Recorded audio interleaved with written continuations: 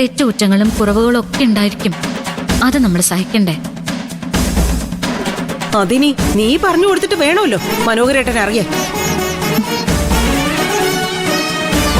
നിത്യേ, നീ ഇറങ്ങാൻ നോക്ക്, അല്ലെങ്കിൽ വിസിറ്റേഴ്സ് ടൈം കഴിയും.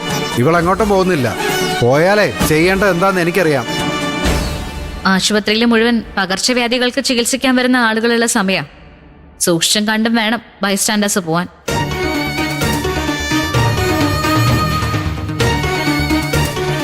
നീയാണെങ്കിൽ ഒരു അപകടത്തിൽ നിന്ന് കഷ്ടിച്ച് രക്ഷപ്പെട്ട് വരുന്നതേ ഉള്ളൂ. റിസ്ക് എടുക്കണോ? വേണ്ട, ഞാൻ ഇങ്ങോട്ടും പോകുന്നില്ല. പോരെ. നാളെ ശരത്തേട്ടൻ ചോദിക്കും എന്താ വരാതിരുന്നേന്ന്. അച്ഛൻ സമ്മതിക്കാത്തത് കൊണ്ടാണെന്ന് ഞാൻ അപ്പ അങ്ങ് മറുപടി പറഞ്ഞോളാം. ഒന്ന് മാറ്. ഈ മനുഷ്യൻ ഈ കുടുംബം മുടിക്കും, നശിപ്പിക്കുമല്ല.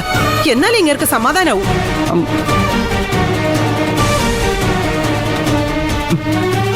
തടയുണ്ടായിരുന്നു മനോഹര. ശരത്ത് അങ്ങനെ കിടക്കുമ്പോഴേ ചെന്നു കാണാൻ അവൾക്ക് ആഗ്രഹം ഉണ്ടാവില്ലേ? പിന്നെ അത് വേണ്ടെന്ന് പറയാൻ പാടില്ലായിരുന്നു. അമ്മ അടുക്കള പോയി അരിമുറുക്ക് എങ്ങാനും തിന്നെ. നിനക്ക് ഞാൻ അരിമുറുക്ക് തിന്നതിന് എന്താ കുഴപ്പം?